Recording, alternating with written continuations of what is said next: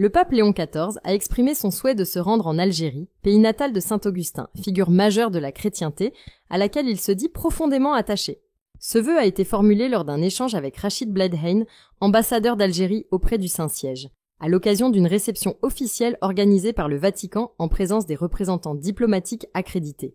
Cet échange s'est tenu le vendredi 16 mai 2025, à la veille de la messe d'inauguration du pontificat du nouveau souverain pontife. Élu le 8 mai, Léon XIV a succédé à son prédécesseur avec la volonté affichée de placer son action sous le signe de l'héritage spirituel de saint Augustin, né à Tagaste dans l'actuel Souk Ahras. L'ambassadeur Bledheine a saisi cette occasion pour transmettre au pape les félicitations du président Abdelmadjid Tebboune.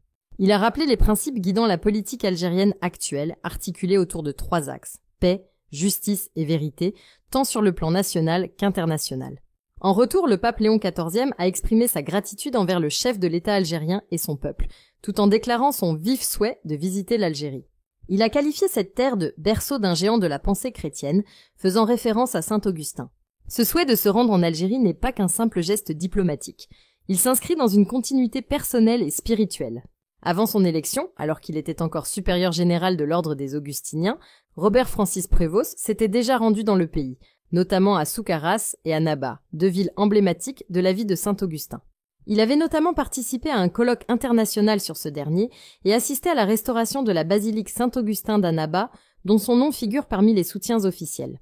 Le lien entre le pape Léon XIV et l'Algérie est donc profond. Ce n'est pas la première fois qu'il évoque publiquement son attachement à cette figure de l'Afrique chrétienne. Lors de son premier discours depuis le balcon de la basilique Saint-Pierre, le nouveau pontife s'était présenté comme un fils de saint Augustin, soulignant une filiation spirituelle et doctrinale.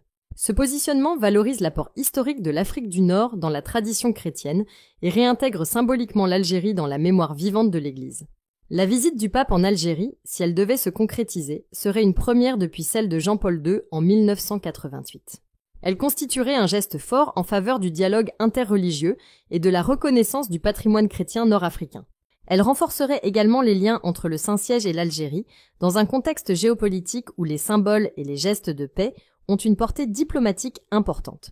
En replaçant l'Algérie au cœur de son imaginaire spirituel, Léon XIV trace déjà les contours d'un pontificat tourné vers les périphéries de l'histoire chrétienne, en mettant en lumière des figures souvent oubliées. Son attachement à saint Augustin n'est pas seulement personnel, il pourrait devenir un axe fort de sa vision de l'universalité de l'Église. Si la vidéo d'aujourd'hui vous a plu, n'oubliez pas de vous abonner pour ne pas manquer nos prochaines vidéos.